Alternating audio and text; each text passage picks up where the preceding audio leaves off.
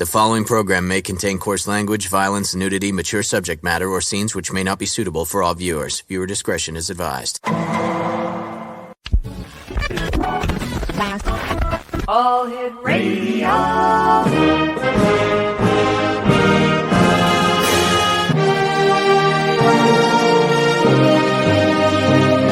Welcome to the X Zone, a place where fact is fiction and fiction is reality. Now, here's your host, Rob McConnell. Hello, Rob. Can you hear me? All right. Do we have Paul Dale there? Can you hear me, Rob? I can hear you fine.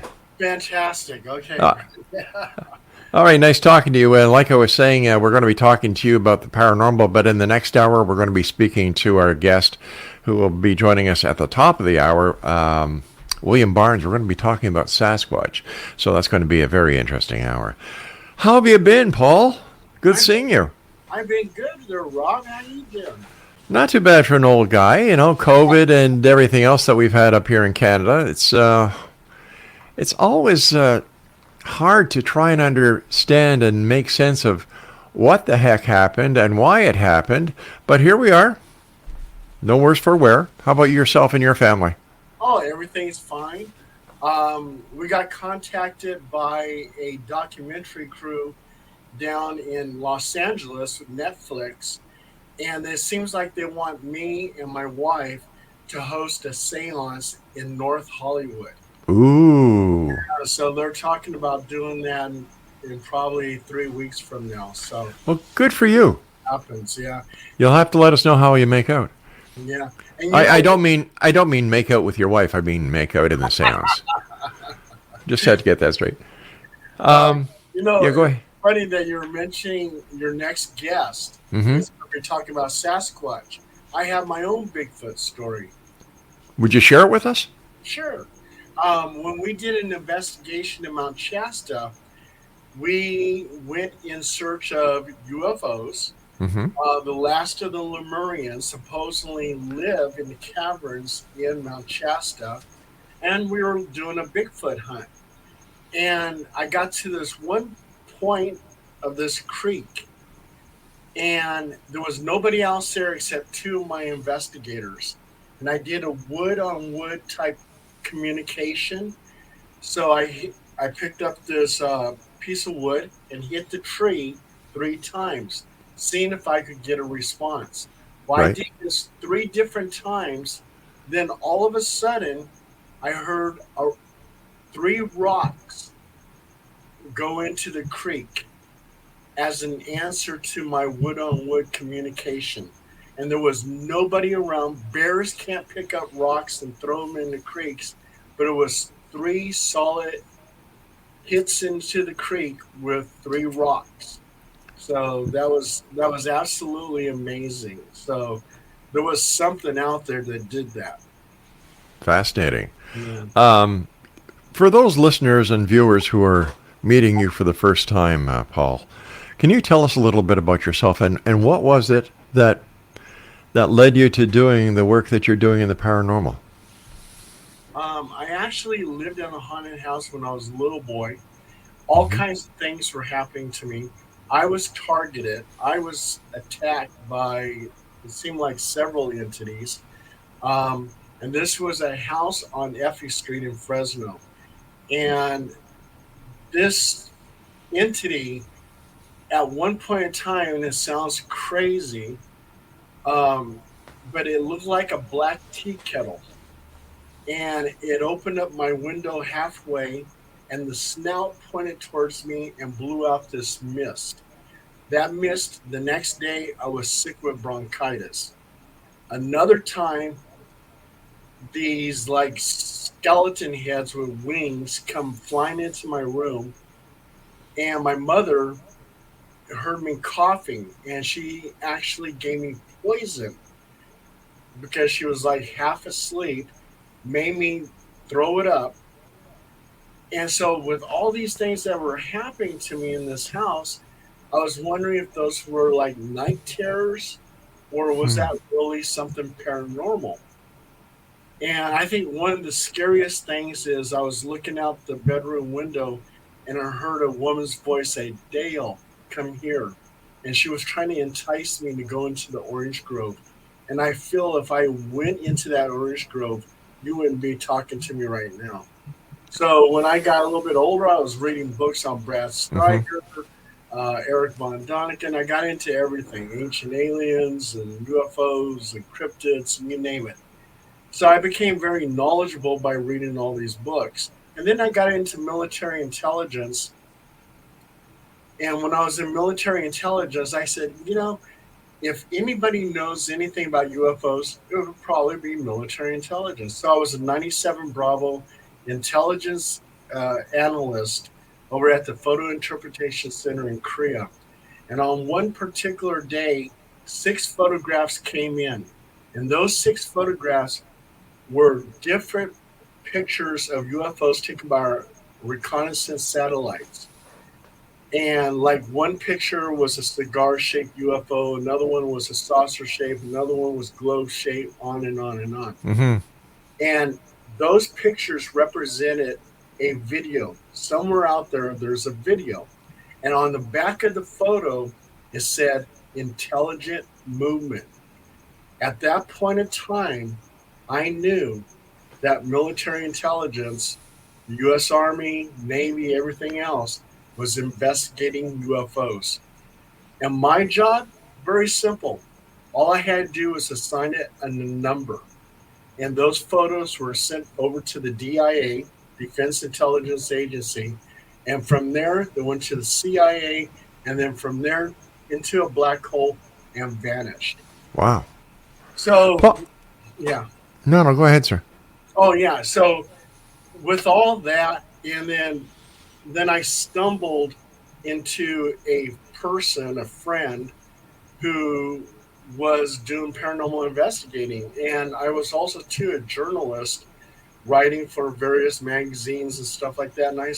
And she invited me and she said, "Hey, why don't you come tag along and write a story?" So I did. And before I knew it, I was a paranormal investigator. Before I knew it, I took over Halo Paranormal Investigations, and now I run the whole thing. Fascinating. Why do you think the government of the United States and other governments of the world are suppressing the information that they have on UFOs? Because I think it would be just a huge collapse system. People would just totally freak out, especially people of various religions. For them to know that these gods are merely extraterrestrials with technology that we just don't have, and it seems like magic, they probably wouldn't be able to comprehend it, and there would be a whole collapse in our society. And I think that's why they suppress it. Right now, in the news, they're talking about the military has other photos and film footage of UFOs, and they can't release it due to security reasons. So that tells me that's pretty huge. That's big. So why would they say that the military has these photos if, in fact, the photos or the video can't be released? Why would the media do that? That I have no idea, but that information came from the military, where the military admitted that the Pentagon says, yeah, we have video footage of UFOs. They have more like those Tic Tac UFO photos and videos. They have stuff that is similar to that. And the military said we can't release it because of security reasons and everything else. So I see. Okay, so you and your wife are going to be doing this seance in 3 weeks. Great on that. But how do you and your wife conduct a seance? Can you take us through how it works? Basically, I have everybody hold hands and everything else. My wife is a psychic medium, and she's able to see ghosts and everything else. So with her there, it's very helpful because she'll say, I see a ghost now sitting off in the corner. Do a quick and dirty EVP, electronic voice phenomenon, which I do. And I'll say, Are you there? Let's say that ghost is named Charlotte. Charlotte, are you there? I give it time to talk, play it back, and sometimes I'll get a response. And what I right before the seance, I have everybody thinking of something serene, calm, maybe sitting at the beach, watching the waves come in from the ocean and everything else.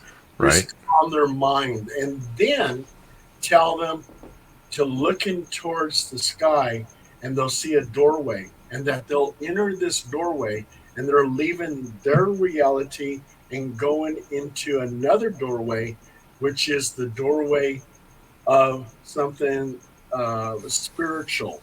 And so we're trying to make contact with Charlotte, and we go through that doorway to make contact with Charlotte. Speaking about contact, you and I have to contact our break now so that our fine sponsors can contact us about what they want to contact us about. Does that make sense? I'm sure it does. Paul Dale Roberts is our special guest. Their website is cryptic916.com, and we'll both be back on the other side of this break. Don't go away. Welcome back, everyone. Paul Dale Roberts is our guest this hour. His website is cryptic916.com. Still a lot of talk out there about ghosts and things that go bump in the night, my friend. What's going on out there? A lot more people are talking to me about these shadow figures that they're catching in their peripheral vision. What's going on, Paul? Yeah, with the shadow people, we've had, I would say, well, I've been on something like 2,500 cases, and I would say maybe about 90 cases we had of shadow people. And I believe that shadow people are basically interdimensional type beings. What some of the witnesses have told me is that when they see shadow people, sometimes it looks like they're gliding along on a railroad track. Mm-hmm. They're looking down, and when they approach you, then they'll look at you in the eyes. I think what we have here is some type of interdimensional being going through a portal, coming to our reality and observing us. I've talked to some other paranormal investigators where they say that the shadow people are threatening, that they could do you harm. I have never, in my paranormal investigations with shadow people, I've never seen that. I've never seen anyone who was complaining about shadow people. They were complaining about demons, or they were complaining about mischievous ghosts, but not shadow people. So I don't really understand where some of these paranormal investigators are saying that. It seems that there's more than one type of reason for ghosts. Well, let me ask you this. Is the ghost a ghost the same thing as a shadow person, or are these two separate entities? These are two separate entities. Shadow people, my theory is that they're interdimensional beings, and they look like shadows. Right. Leaders usually either have a hoodie or it has like a fedora hat. Those seem like the Ancient Aliens, the TV show. I love that TV show because I'm associated with a lot of those people there, and I know you have too, Rob. Mm-hmm. They compare, like Nick Pope has compared shadow people with the Men in Black. I have a hard time trying to say shadow people are like the Men in Black. I mean, it could be because they wear also too sometimes the fedora hat. So, but I do think it's something alien. Ghosts are a whole different thing. Those, like when I'm deceased, my spirit, my aura, we have energy all around our body, and that energy has to go somewhere. It leaves your body. It manifests into what you used to be, what you used to look like, and people see you and they go, "Oh, hey, there's a ghost." Also, too, energy contains all the knowledge, everything that I've seen, everything I thought about, everything I dreamed about, all my interactions. It's all recorded, and that energy, I believe, goes into the Akashic records that you read about. There's this universal library, and every living thing that experienced anything in life, all that information becomes part of the Akashic records.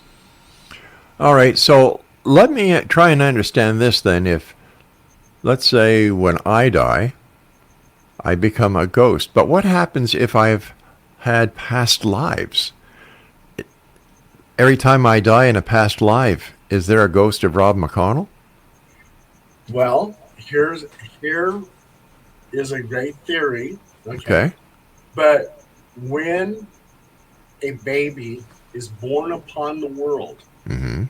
they have their little psychic antennas up, and they sometimes upload or download energy from a deceased person. That information is going into them, and they're gathering all this knowledge and going, oh my God, I was John Smith. I was a blacksmith in 1860.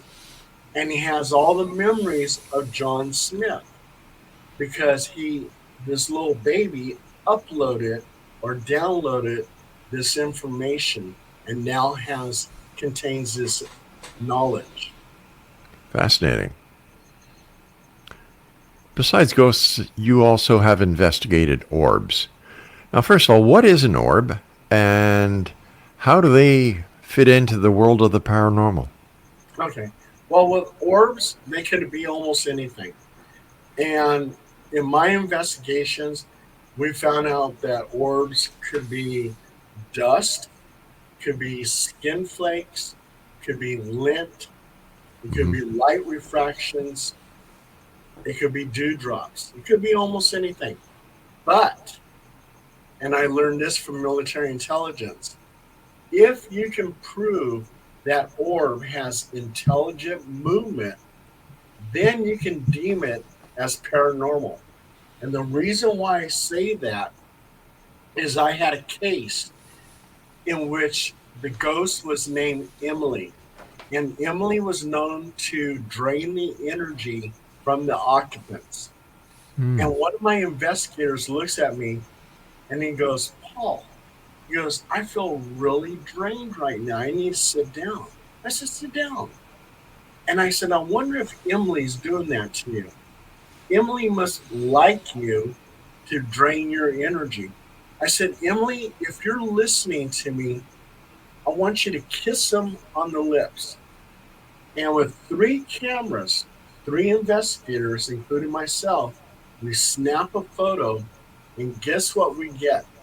We get an orb on his, something like that shows intelligent movement, and it shows that it's actually listening to me. And then I said, Emily, I said, again, if you like him, I said, I want you to sit on his lap. And we get a picture of an orb hovering on his lap. That's something I could say is intelligent movement, and I can deem it as paranormal. Paranormal lap dance. Yeah. There you go. There you go. I also understand that you actually did an investigation with orbs that had dog faces in them. Yes. That was a case over in Del Paso Heights. And this lady, we took some pictures in her backyard. And the pictures were really unusual. We enhanced the picture of an orb, and we enhanced another picture of an orb. And we get a dog face in one orb, and we get another dog face in another orb. And so I went up to the lady, and I said, hey, I said, what is it you have in your backyard?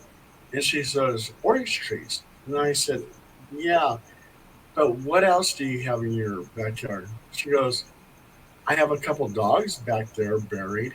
I go, okay. I said, take a look at these pictures and tell me what you see. So she looks at the pictures and she starts crying. Oh, my goodness. And I said, why are you crying? And she goes, that's my dog, Roscoe. And that's my other dog. And I forget what the name was, that one. Mm-hmm. And she goes, they're the ones buried in my backyard. She goes, those are my two dogs. And then she pulled out some pictures of those dogs. And they did. They looked like the faces in the orbs. They looked like her dogs. So that was another thing I could actually deem as paranormal, because she's saying those faces were her deceased dogs. Son of a gun. Well, let me ask you this. We know that humans have ghosts, or can come back as ghosts, and there are people who have the ability to see these ghosts, and your wife is one of these people. Do animals also come back in ghosts? Absolutely. All living things have an aura. I mean, you have the scientists who take a picture of a tree leaf, Mm-hmm. and that tree leaf has an energy aura. So Right. all living things have auras. So I believe, yeah, we have an aura, we have a soul that when it leaves the body, people see it, it's a ghost. Dogs, the same thing. And we've had cases where we investigated dead animals that came back. We had a German Shepherd in Citrus Heights, and it was known to actually leap from the kitchen through the kitchen window and outside in the front.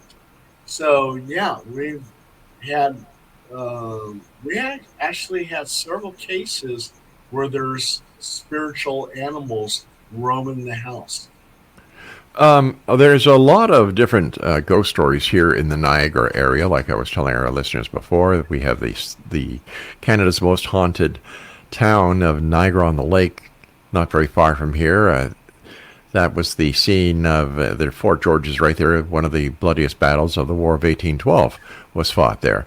And there's stories about ghosts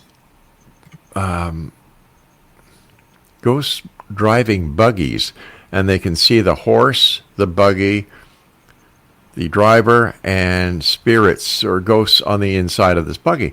Now, I can understand that a human can come back because of the energy.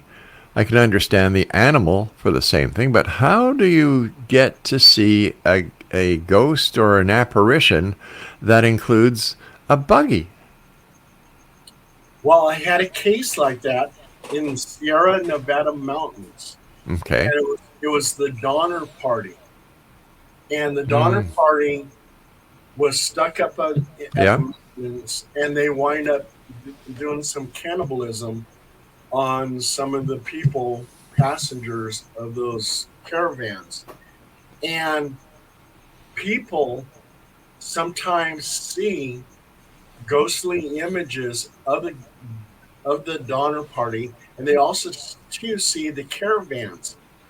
And what I believe is that the energy from people is also too surrounds inanimated objects. So something like a caravan, you're traveling miles and miles on this trail. So all the energy of those people is around that caravan. Just like if you have something that's very precious and like a ring that you wear all the time, and you take that ring off, and the psychic medium is able to hold it in his hand and say, yeah, this belonged to Rod McConnell. And because that energy surrounds that ring, your energy, and it just stays on there permanently. You're a very busy man. I don't know where you find time to sleep or have a social life outside of what you do. For example, I know that you conducted an investigation at Skinwalker Ranch. Tell us about that. At Skinwalker Ranch, actually, it was kind of disappointing, and I'll tell you. Okay, I'll tell you why. I brought two investigators with me, and we went to the valley where the Skinwalker Ranch is. We did not actually go to Skinwalker Ranch, but we were in that valley. And the whole valley is haunted. There's UFO activity and everything else in that whole valley. So it didn't matter that we weren't at the ranch. But on that night, it was a heavy, heavy, heavy thunderstorm. So we're trying to set up the tents. I must have fell into the mud several times, and it was just crazy. But the only interesting thing, there was two interesting things that happened. I actually saw, and it's probably natural phenomenon, I saw ball lightning. It seemed like the clouds actually parted, and this energy ball just popped out from the clouds, hit the ground, and shattered. Oh my gosh. Right, in a million pieces. I've never in my life have seen anything. I've been in some major storms. I've been in major storms in Seoul, Korea, in Texas, and everything else. I've seen some storms, but this storm was mind blowing because I've never seen ball lightning. So, and then also too, we had the recorder on, and we actually hear this screech. It was a sound that I never heard before, and I was hoping that the recorder picked it up, but the rain was so pouring so hard, all you can hear was the pitter patter of the rain. And in the morning time, when we woke up, one of the investigators had pneumonia, and because of that, because it was, is life threatening. Actually, we drove all the way from back to Utah, back to California, and got her home. So that was it. Wow. Okay, you and I have to take a break at this time, Paul. It's always great talking to you. So thank you for taking time out of your busy day to join us. And when we come back, I'd like you to share your story about Area 51. Okay, sure, Rob. All right, Paul Dale Roberts is our guest, Exo Nation. The website is cryptic916.com. And we'll be back on the other side of this break. Don't go away. Dun, dun, dun, dun. Oh, we're back.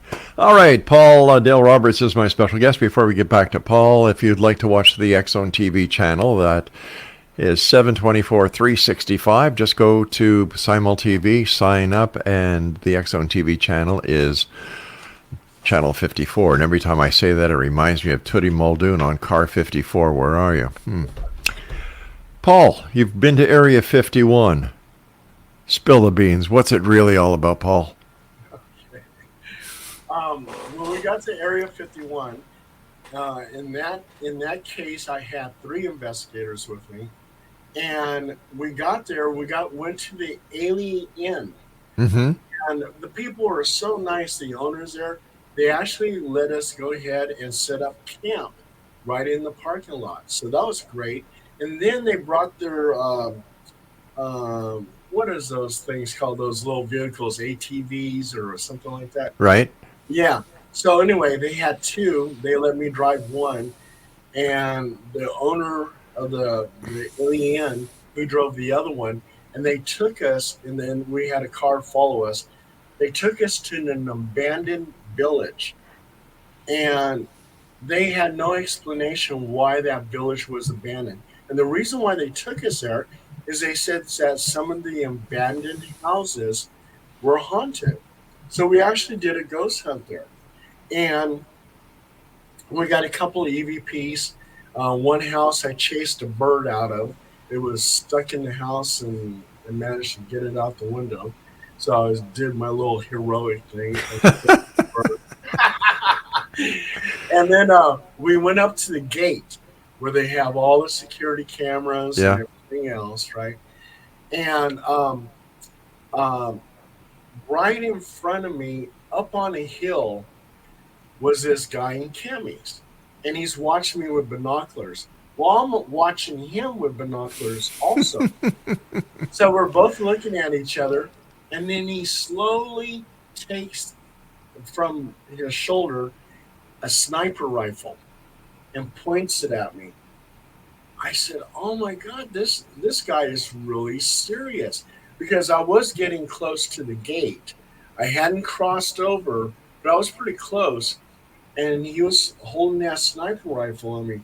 So they really take that seriously. And so I said, "I think it's time to pack up." Well, also too, we were working with this one UFO group, and I can't think of their name right now, but they told me to take some soil samples. So I took some soil samples, and what was really unusual about the soil is we found like little wires in the soil. But anyway, we shifted over to this UFO group. They had it analyzed, and they said that the ground was eradicated some, and they didn't understand exactly why it would be. So that was one of the things that they said about the soil sample. And then two of the investigators, and I didn't see it, but they were claiming that they saw something that looked like a UFO up on the side of the mountain. When we got back to the alien, I did a couple of interviews. I talked to this one guy who said he worked at Area 51, and he said that Bob Lazar actually did work at S4. Mm-hmm. That he didn't have access to S4, but when they dropped him off with the bus continued with Bob Lazar, dropping him off at S4. And in the alien, there's a photo of Bob Lazar signed. So you know that he's been inside the alien. The people there knew him. So they can't deny that he didn't work there. I mean, why would you be in the middle of the desert if you didn't work at Area 51? You know, that's a good point. Yeah, unless you're working at the alien as a bartender. But you know, and then we interviewed this one lady who was a regular at the alien, and she claims that on one particular day that this thing that had wings, it would hover, it made no noise, and it actually went in where it was eye level to her, and she saw a human pilot inside, and he waved at her, and then he took off. So that was kind of unusual. Yeah. They say that they hear, of course, a lot of sonic booms. Well, that would be very natural because you have all this secretive jet aircraft out there, and they're probably making those sonic booms. So we did a night watch, and a couple of the investigators claimed that they saw some UFOs that were like starlight, where they were moving erratically. Um, Again, I didn't see that, but they actually made a report of it with MUFON saying that they actually saw this. They swore up and down they saw it. And that was our Area 51 trip. A lot of people believe that there's something mystical or something very special about Mount Shasta. And I know that you did an investigation there. Can you share that with us? Yeah, well, I told you about the Bigfoot. Yeah. We had Sylvia Brown. Sylvia Brown's secretary, Holly DeLaughter, was a member of Halo Paranormal Investigations, my team. Mm-hmm. And what was really funny about Holly is even though she worked for Sylvia Brown, she always told me that Sylvia Brown was a fake psychic and that she was the real psychic. So that was kind of interesting. But Holly took me to the certain point, and she goes, "Paul, I want you to take a picture of me right now." And I said, "Okay." So I take a picture of her, and in that photo, you see her, and right behind her, she sensed it, was a UFO that was tilted like that. And that picture went into Timothy Beckley's book. It was seen by Brad Steiger, and it went around the world. It went viral. But yeah, she actually sensed the UFO, and when I snapped that picture, there was that UFO right behind her. Was that the only experience you had at Mount Shasta? That and the three rocks into the creek. So we did the Bigfoot hunt, Right. UFO hunt. We even stopped at a motel. I forget what the motel was, but it was supposedly haunted. And so we got some EVPs there, and we left. And we looked for the Lemurians, but we didn't see that. But they say on Mount Shasta, if you go above the tree line, you can wind up either disappearing or meeting up with the Lemurians. So, but we didn't go above the tree line because it was just too cold. Paul, stand by. We've got to take our final break for this hour. And Exonation, if you'd like to find out more about Paul, his adventures, his what he's doing next, once again, Paul, we'll look forward to seeing you and your wife on that Netflix special. Should be interesting to hear what your wife brings from the other side when it comes to celebrities and so on. Paul's website is cryptic916.com, and we'll be back as we wrap up this hour here in the XO from our broadcast center in St. Catharines, Ontario, Canada. Man, talk about a breakthrough. Holy crap. Paul Dale Roberts is our special guest. And Paul, thanks so much for taking time out of your busy day and your busy life to be with us. So we appreciate you here at the X Zone. Thank you so much, Rob. I really enjoyed doing the show. Well, you know, you're always a welcome guest here, and we look forward to the next time that you're coming on because you're always busy. You're always doing something. How many miles do you put on a year doing these investigations? A lot. Yeah, that's a lot. But, you know, I'm retired now. Yeah. I used to work, I'll show you right here, with if you can see it, Department of Fish and Wildlife. Oh, yes. Yeah, I see it. Talk about Bigfoot. A lot of those hunters used to come in and talk about seeing or encountering Bigfoot.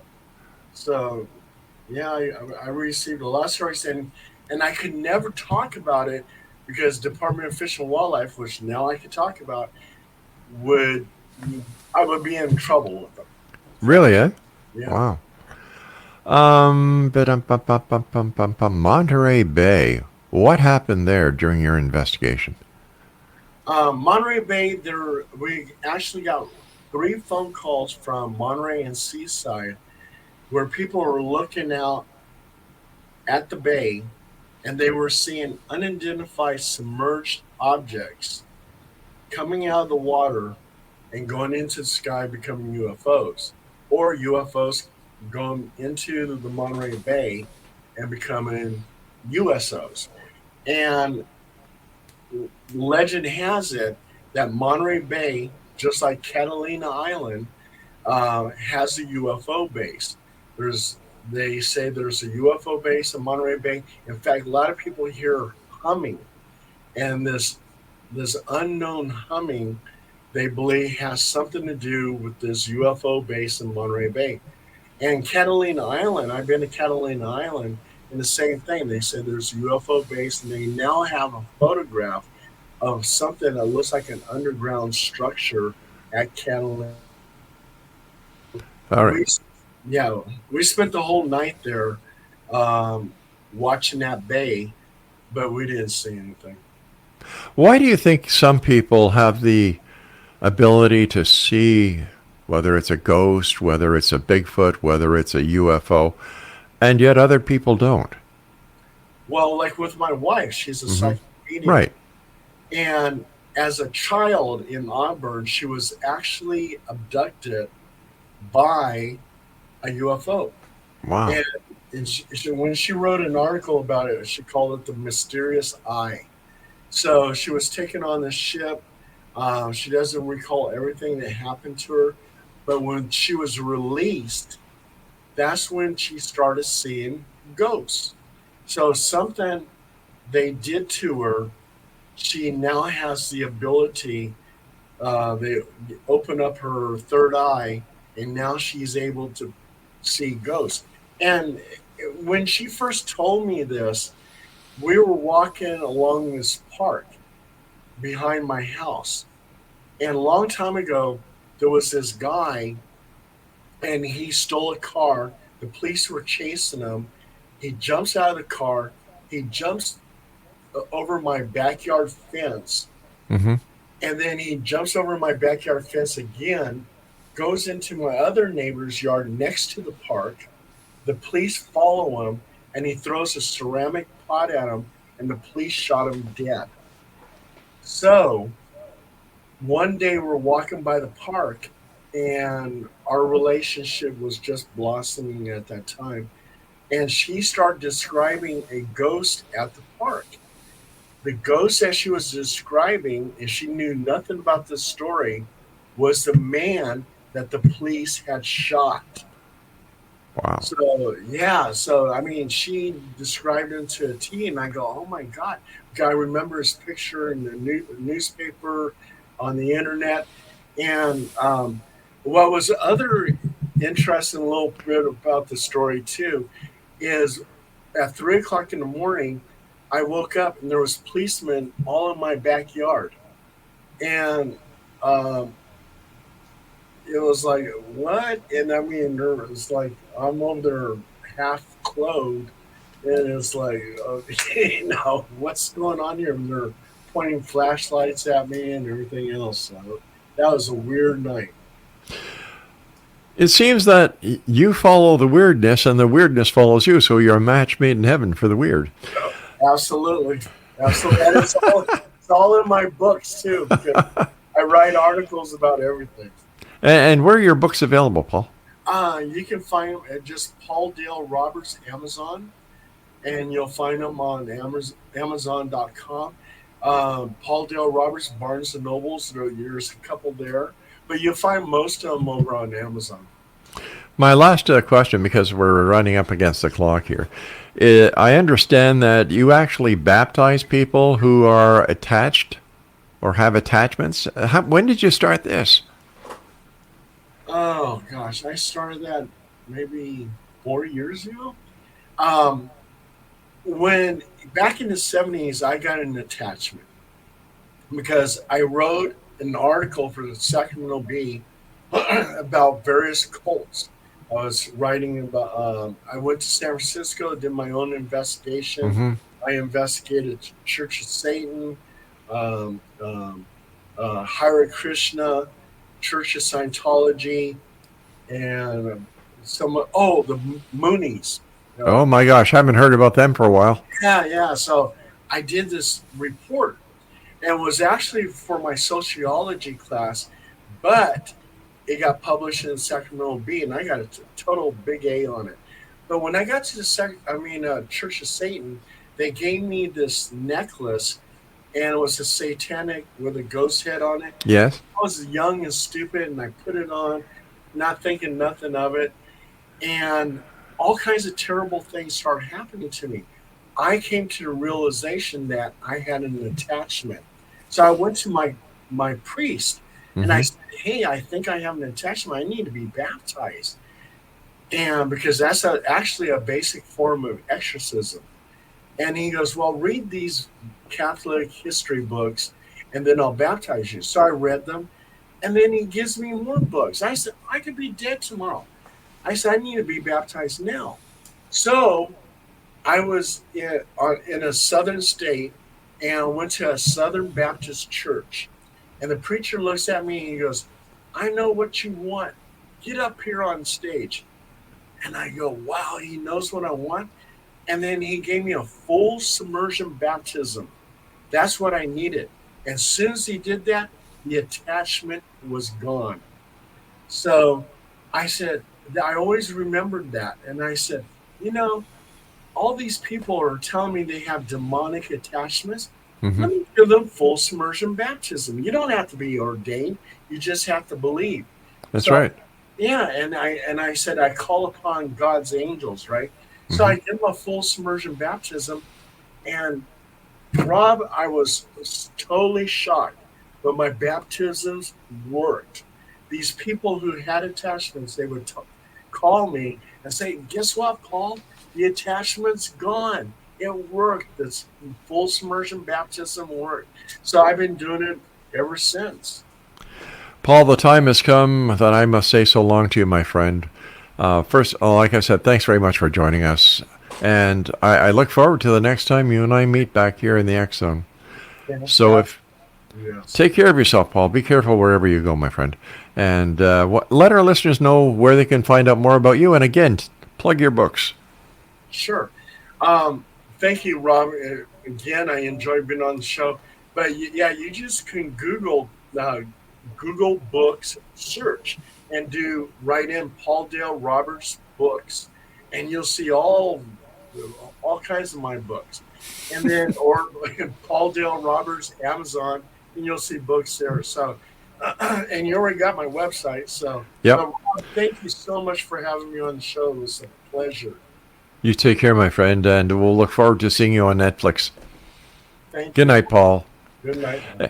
Exonation, Paul Dale Roberts was our guest this hour, and once again, his website is cryptic916.com, and if you'd like to buy any of Paul's books, just go to Amazon or do a Google search, Paul Dale Roberts.